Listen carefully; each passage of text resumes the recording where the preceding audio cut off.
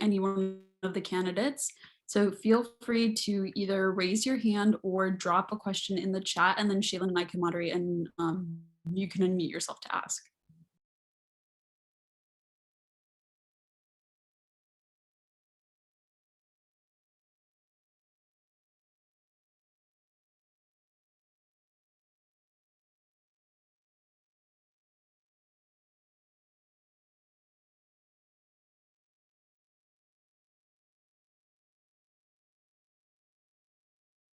Okay, so the question in the chat from Matthew is, how do you two expect to work together?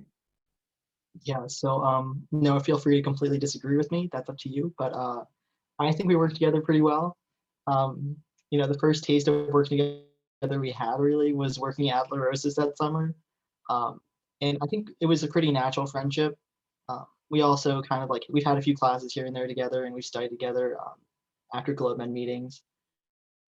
Um, I think our balance is really good because Noah has a balance or a history in campaigns, while I have more like the partnership and like an external like history. So I think that'll be really good for the role we're going for this year as far as like skill sets. We're both really organized people, and we like to have like firm deadlines and understandings of accountability between each other. So I think that'll go well. Feel free to add anything if you want to agree or disagree. No, I definitely agree with everything that you said. I remember the La Rosa's incident like it was yesterday. And, that amount of pressure we put on, obviously, it's nothing really to the amount of pressure that a co president's under, but it was something we had to figure out very quickly and work through very fast together. But I think that, even though Ajit and I kind of have similar personality, I think in a lot of ways, we're also very self aware of what our weaknesses are. And we can see that in each other as well. And I think that we do a very good job of, even though that we aren't closest friends and we want to make sure that we support each other, that we let the other person know, like, hey, you need to make sure that you're correcting this or fixing this.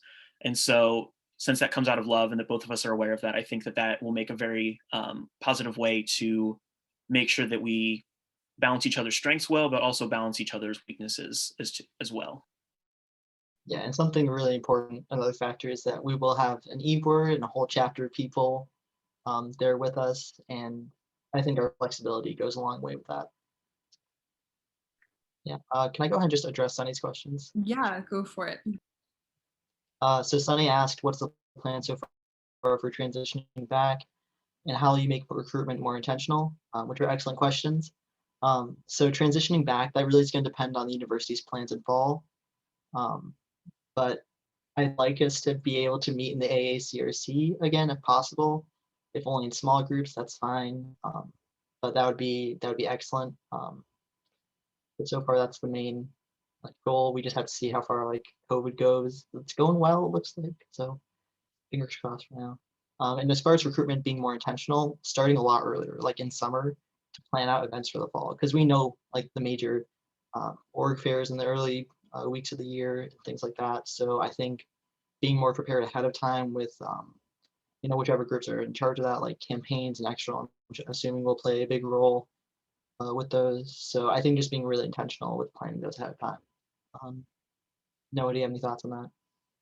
Yeah. So just to build off of what Ajit just said, another thing of transitioning back to campus is the fact that so far the university as a whole has kind of planned to, I believe, have a good bit of in-person classes and people back on campuses. We'll still have some hybrid options and online options. And I'm sure that with that will come more tabling options as well, as long as it is safe. So obviously our first priority is that everyone stays safe, because obviously like there's not, I mean, the pandemic will most likely still be going on at this point, but at a lot lower rate. So we thought about also including like tabling events, as well as just things along that. So for recruitment, that could be something we do, or for fundraising, but obviously safety is the utmost importance. So even if it's small groups doing it, or it is somehow socially distanced, whatever the university decides that is the safest way to do that, we would like to bring that back, because that has historically been a very good way for us to raise money and increase recruitment. And then beyond that, hang on, let me look at the second question again, because I think I forgot it. Oh, how to make recruitment more intentional. I think personally for me, one thing is the fact that you know, obviously a lot of us in GlobeMed are very similar people. We have very similar majors. So much to the point so where I think people forget that I'm a neuroscience major even because of my math major, that sticks out so much. That's what's unique here, right? And so I think having people like that, because there are other people with other various majors as well, but obviously a lot of people like in my math classes, for example, wouldn't really know about GlobeMed. And there are a lot of people that care about social justice as well, even if it isn't necessarily in a health focus or what they think is a health focus. So I think kind of just making sure that we brand it as something that's not just for health people, and that if you're into social justice and you want to make a difference, that this is an excellent way to do so, even if you're not pre-med or pre-health in any way, and you have really no idea of kind of what's going on in that sphere because your major doesn't reflect it.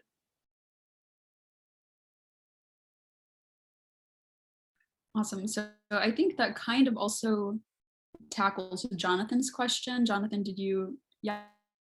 Okay. And then I see that Emma asked, what do you think is the greatest concern GloMed is currently facing, and how do you plan to combat this? I always think the biggest thing is going to be fundraising. We did have like a slight deficit last year, and then this year with COVID, it's been like a lot of work to continue fundraising in this environment. So kudos to the e-board for being able to do that. That's awesome. And benefit dinner is coming up, so that's a great opportunity for everyone to invite their friends and help fundraise for SAW right there. Um, but I think it's always going to be fundraising, just because that is our biggest goal and relationship building with SAW. But hopefully we can keep that open for all chapter and our grow team this summer. Uh, Again, you'll hear more about that later. Yeah. I would also agree that fundraising is probably one of the most important aspects about GlobeMed. And I don't know if I would necessarily classify this as a concern so much as just something to keep in mind as we move forward. Is just an open line of communication with our partner.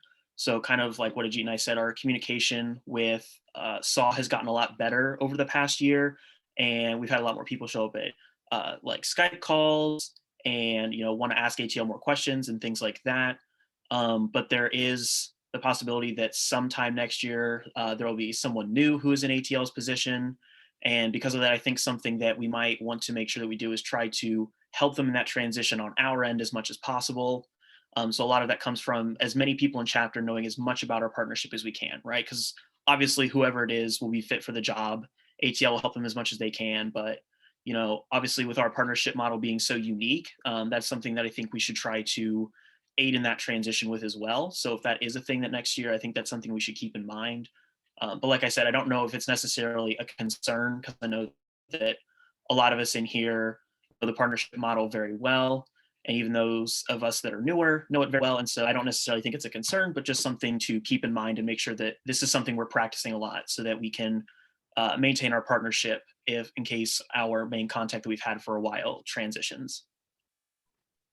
Also, a personal concern I have is that Matthew will be gone in a few weeks, and he's our last traditional in-person grow intern, and he's done so much with what he's learned and what he's accomplished. So, with him going, it'll be a little bit more difficult, but I think we will like power through that.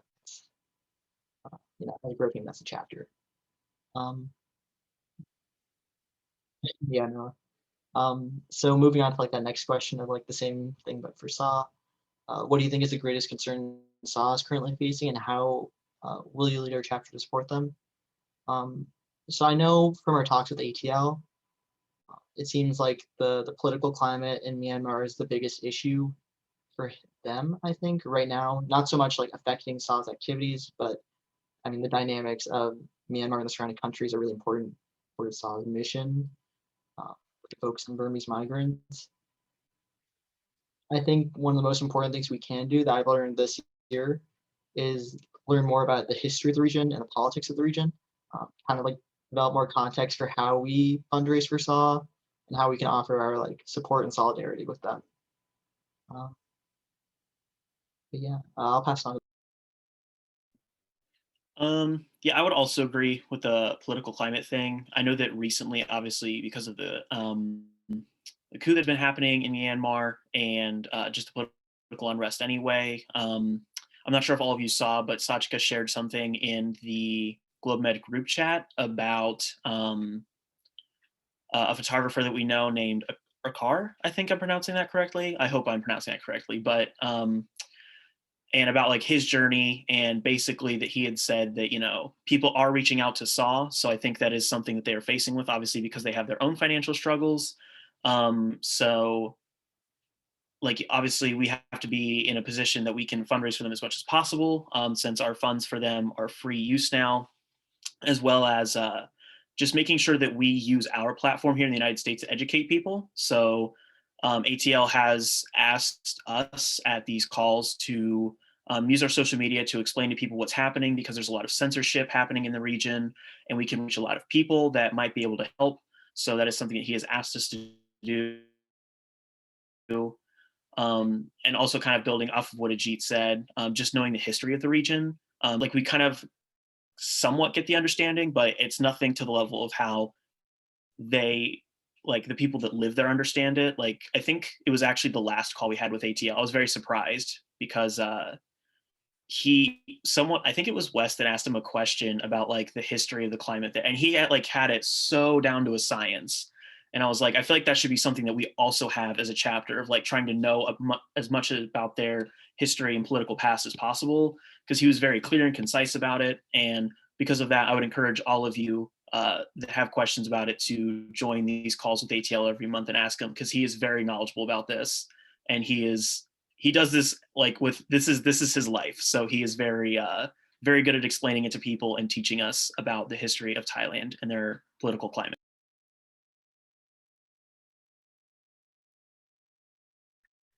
What a wonderful time to plug our next Skype call with ATL this Thursday at 9 p.m. So yeah, just keep that in mind, y'all. Okay, well, thank you very much to both of the candidates. Are there any final questions?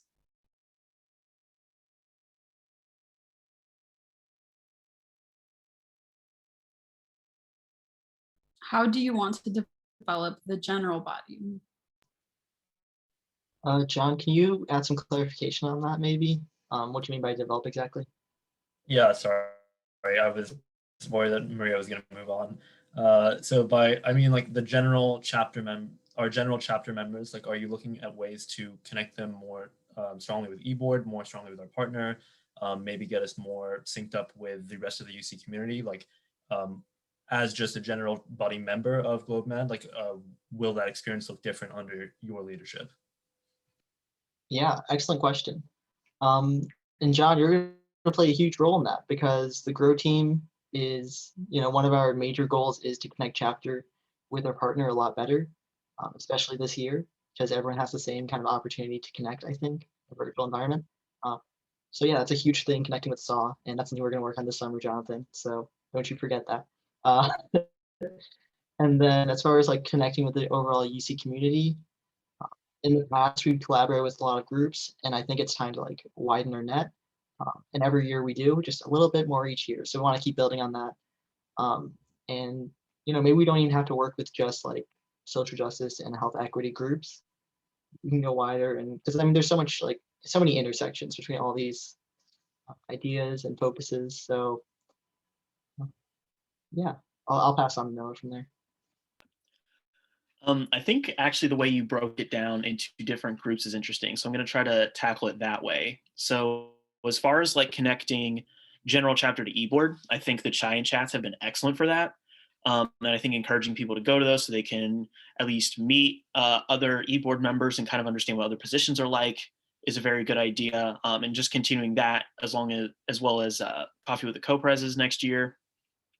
Because obviously, like, the purpose of starting that anyway was just so that people have a better idea of what eBoard is. Because, at least for me, in like my first year of GlobeMed, I had an idea of how internal went, because that's what I was on, but I had no idea about any of the other committees really and what they did. So I think that that's a really good way to connect with eBoard. As far as SAW, I mean, obviously what Ajit said is correct. We are planning on working on that over the summer. And something that I think, this is actually something we talked about in the Grow call with Najma recently, and this will have to be something that is decided by the Grow team. But something that Najma said that I think really stuck out to me was an idea that other chapters were doing, was having pen pals with the students there. So I think it might be kind of interesting, because it's kind of nice to be able to have something that is handheld from them and to make a connection that way. And that is also something that if people at SAW are interested in, they can practice English that way as well, and they can practice writing. So that, depending on how all the logistics work, that could be something that we try to include general chapter on. And as far as HQ, like Ajit said, there's a lot of resources for that. There's a lot of positions that you can take on, like SAB or the fellowship that Shivani has done, that you could reach out to them for.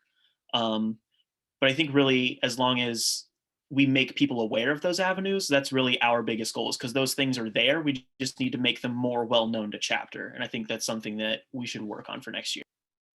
Excellent, Noah. Thank you for reminding me. I completely forgot I was on SAB for a sec. We're developing a network-wide Slack. So that's coming out in hopefully a few weeks. There's currently one for all the Grow teams. So there's like over 100 and something people in one Slack channel, and then specific ones more narrowed down. Hopefully we can expand that to all chapter members, and they can pick and choose where you want to go in that Slack. And I think it'll be a really cool opportunity to connect with other chapters. Those opportunities will present themselves soon, I think, as well. But yeah. Wonderful. Okay, so I think we're okay now. Thank you again to both the candidates to move on and actually cast your vote. So Shaylin is going to drop the Google form in the chat that you can use to vote. So as long as you are an active member of BlueMed and you're currently enrolled in UC classes, then you can go ahead and fill out this form. And it will remain open so that anybody who missed this meeting can still vote, and it'll close this Wednesday at 5 p.m. We're just going to ask that you turn your camera off and mute yourself, and then when you're finished, turn your camera back on, or if your camera has been off, just give like a thumbs up or the raise your hand function so that we know that we can move on. And obviously we have only 2 candidates that presented today and that are running. If for whatever reason you don't feel comfortable with one of the candidates becoming a co-president, then we do have a no confidence option for each of the candidates where you can explain who or nominate somebody else that you think would do a better job.